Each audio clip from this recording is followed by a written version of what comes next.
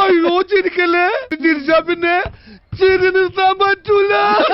അടുത്തത് എനിക്ക് പ്രിയപ്പെട്ട മല്ലിയ ചേച്ചിയെ കുറിച്ചാണ്. എന്റെ നമ്പരായി എനിക്കുള്ളത് മേടിച്ചിട്ട് വരാം.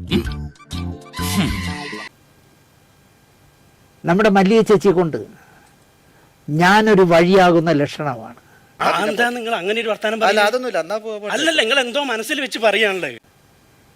വായിക്കുന്നത് ഗീതാ ഗോവിന്ദം. പണി എന്താ എന്ന് ചോദിച്ചപ്പോൾ അമ്പലം പൊളിക്കൽ എന്ന് പറഞ്ഞ കണക്കാണ് മല്ലിയ ചേച്ചിയുടെ പോക്ക്. തങ്കക്കുറവേ, നമ്മൾ ഈ നാണം കേട്ടല്ലോ. കുമ്പിടിയെ പോലെ, നന്ദനത്തിലെ കുമ്പിടിയില്ലേ, തരാതരം മാറി മാറി ചേച്ചി തന്റെ നിലപാടുകൾ മാറ്റും. ചുമ്മാ ഇങ്ങനെയുണ്ടോ കള്ളന്മാര് ലോകത്ത്? വെറുതെ ഇങ്ങനെ ഓരോ റൂമിലും കയറി വന്ന് നട്ടാ കുരുക്കഥ നുണകൾ പറയല ഇവന്റെയൊക്കെ ഹോബി. എന്നിട്ട് അതിനെ ന്യായീകരിക്കും.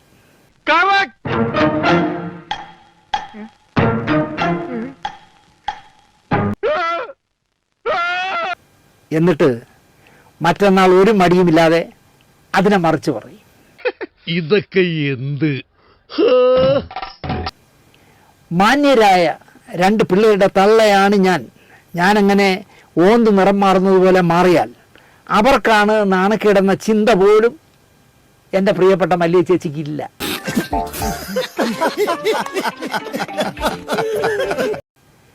മക്കളിൽ ഒരാൾ സ്പഷ്ടമായ കമ്മ്യൂണിസ്റ്റ് ചായ്വ് കാണിക്കുന്നു എന്നറിഞ്ഞപ്പോൾ മല്ലിയ ചേച്ചിയും ചെറുതായിട്ടൊന്ന് ചുവന്നു. ഇതൊക്കെയല്ലേ താൻ ചെയ്യുന്ന പണി? എന്റെ ഈ അന്ന സത്യം ഞാനങ്ങനെ ചെയ്തിട്ടില്ല. വെറുതെ കഴിഞ്ഞ ആഴ്ച നടന്ന കാര്യങ്ങൾ പറഞ്ഞ് എന്നെ നാറ്റിക്കരുത്. പിണറായിയെ പോലെ ഒരു മുഖ്യമന്ത്രിയെ ഞാൻ കണ്ടിട്ടില്ല എന്ന് ഒക്കെ പറഞ്ഞ് ചേച്ചി വച്ചലക്കി. പറ്റിയ ഹേയ്, പിന്നെ എന്തിനാ നീ നിലവിളിച്ചത്? അതൊക്കെ ഗോപാലകൃഷ്ണൻ ഒരു നമ്പറല്ലേ. ഇതിനിടയിലാണ് ലൂസിഫറിനിട്ട് മേജർ കോലിട്ടിളക്കിയത്. അപ്പൊ ഞാൻ അവന്റെ അപ്പൂപ്പനെയും അമ്മൂവിനെയും ഒക്കെ ചീത്ത പറഞ്ഞു. ചേച്ചി മേജറെയും മേജറുടെ പാർട്ടിയെയും ശരിക്ക് കളിയാക്കിയപ്പോ വേറെ ഒന്നും ചെയ്തില്ല, ഇത്രേ ചെയ്തുള്ളൂ. അതിനാണ് ഇവന്മാർ ഇങ്ങനെ ബഹളം വെക്കുന്നത്.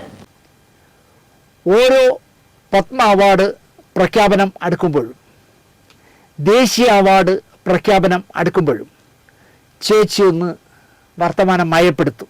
സ്വന്തം ഇഷ്ടത്തിന് തട്ടിവിടുന്ന നാക്കെടുത്താന്നുണേ പറയൂ. പതുക്കെ ഒന്ന് ഈ ചുവപ്പ് അങ്ങ് തുടച്ച് ഓറഞ്ച് പോലെ ആക്കും. മോഡിയെ പോലെ ഒരു പ്രധാനമന്ത്രിയെ ഞാൻ കണ്ടിട്ടില്ല എന്നൊക്കെ അപ്പൊ പറയും.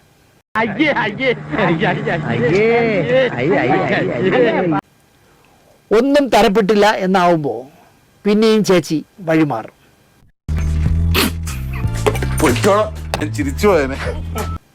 ഇപ്പോ മോഹൻ ഭാഗവതിനെയും RSSനെയും വെള്ളപൂശുന്ന തിരക്കിലാണ് ചേച്ചി.